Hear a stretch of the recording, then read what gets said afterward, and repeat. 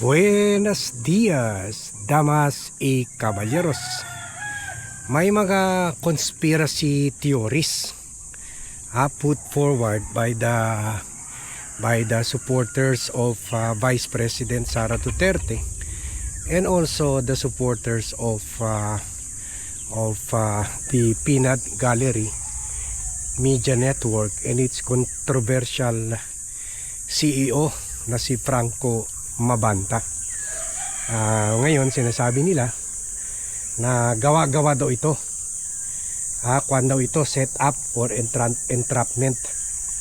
Although we already proved that wrong, that conspiracy theory wrong dahil ito naman talaga si Mabanta ang willingly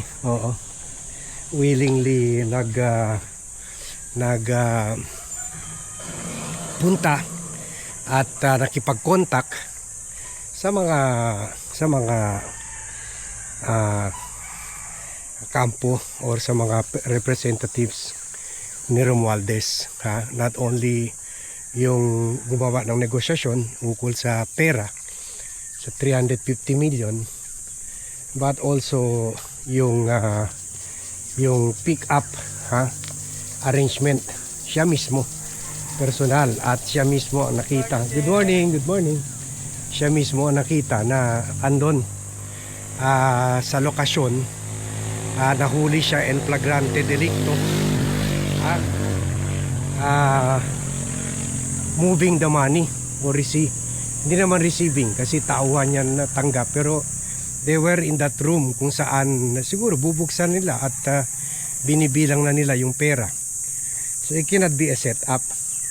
So ngayon parang sinasabi nila this is a grand conspiracy para ilihis yung attention away from Martin Romualdez. Ilihis yung attention away sa mga katiwalian daw sa Marcos administration. O kahit daw dito panggagapang sa ng Marcos administration sa mga kongresista to pressure them into signing or voting for the referral of the impeachment complaint to the Senate. So parang distraction daw ito. Pero ang sa akin nakikita ko dito mukhang or sinasabi rin ng iba na yung pala sinasabi ng iba na parang kwan daw ito, parang carefully stage operation para sirain yung DDS media arm, yung DDS media network, to make them look lahat na parang pareho lang sila mga extortionist, ganun, and therefore they are not credible as extortionist, para wala nang maniwala sa kanila. Pero I don't believe this kasi in fact meron rin sinasabi na this is intended to make Romualdez look good. Hindi nga, the opposite has happened kasi sa laki ng amount, marami pa nga nagtatanong, akala ko ba naka-freeze yung accounts ni Romualdez? Bakit ang dali-dali niya ma-produce ng 75 million? Although klinaro na ito ng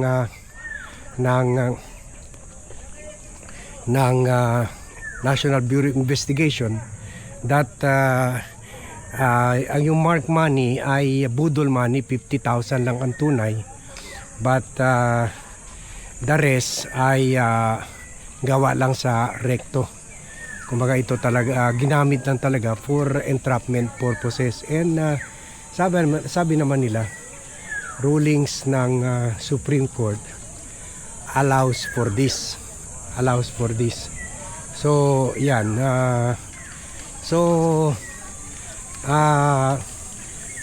hindi, walang basehan yung kwan nila, walang basehan yung akusasyon nila or conspiracy theory nila dahil in fact si Kwan nga, si Romualdez ay biktima, ay Kwan rin, na-damage rin siya dito sa expose na ito, or entrapment na ito. Kasi kahit siya inaatake na rin ng mga tao na sinasabi, dami parang pera ni Romualdez, kasi syempre yung mga extortionist, kikilatisin rin nila muna yan, sino man ina-extort nila na tao. So dito nakita nila, may pera, bilyon-bilyon ng pera ni Romualdez. So hinga natin ng 350 million. At yung 75 million down payment ay mani lang yan sa kuan lang yan sa kanya, barya lang yan sa kanya. So kumbaga yung public opinion dito ay also against Romualdez, kasi nakikita, one, para pumayag siya sa arrangement na ito na mabigyan niya ng pera para hindi ilabas yung video, and also the fact na ready siya magbigay ng 350 million kung natuloy.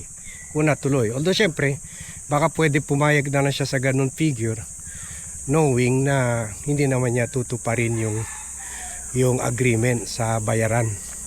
So pwede rin ganun, pero either way, ang publiko view this as negative for Romualdez.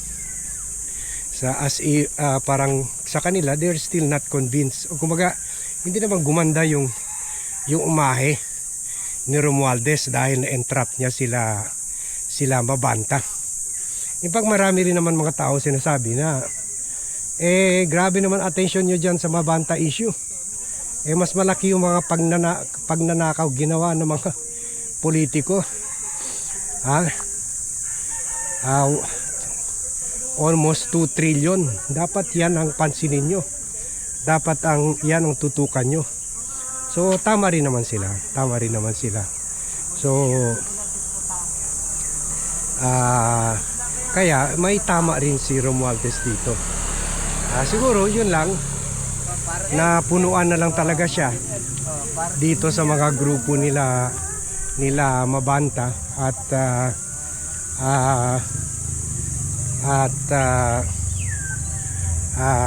napunuan na sila at doon naman music, nabulabog naman tayo. Friday pala ngayon, allowed yung mga tao. Basta Friday kasi binubuksan ng subdivision yung main road lang man. Yun, yung mga subdivision namin close pa rin, may mga guardhouse pa rin, pero ino-open yung main road para sa mga bikers at mga nagwo-walking.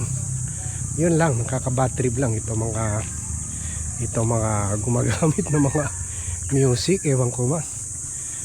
Pupunta ka sa mga lugar na ganito, nature, kaya kami umalis kami ng Metro Manila kahit andyan pa yung bahay namin sa Quezon City, sa gitna ng commercial area, pero we decided to leave all that behind for the peace and quiet dito. Pagkatapos papasok sila dito with their music. Dito you listen to the birds. Ayun, sige, balik na tayo. Sana hindi tayo makapiright sa music na yun. So yan, so this cannot be a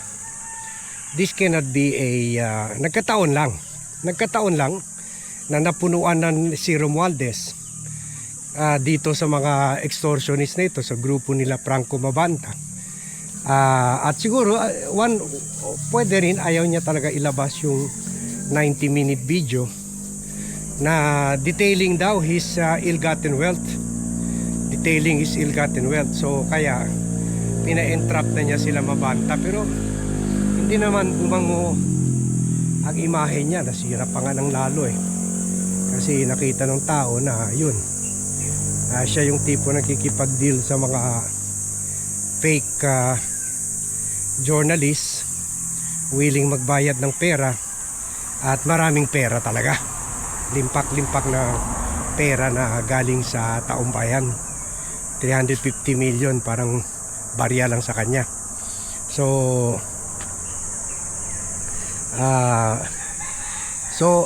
yan, kaya kwan rin, may tama rin si Romualdez dito. So it cannot be a orchestrated move from the Marcos administration to destroy at to demolish the media machinery of the opposition. Kasi hindi naman tulad ng sinabi natin, hindi naman tinutukan ng baril si Franco Mabanta para pumunta doon sa Manila Peninsula Hotel, para makipag-negotiate sa pagtanggap nila at pag-deliver ng pera.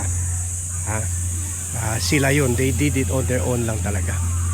Okay, so yun ang analysis natin on this issue. So thank you very much everyone for watching. Thank you very much for joining me in this vlog. Good morning to all and see you in my next vlog.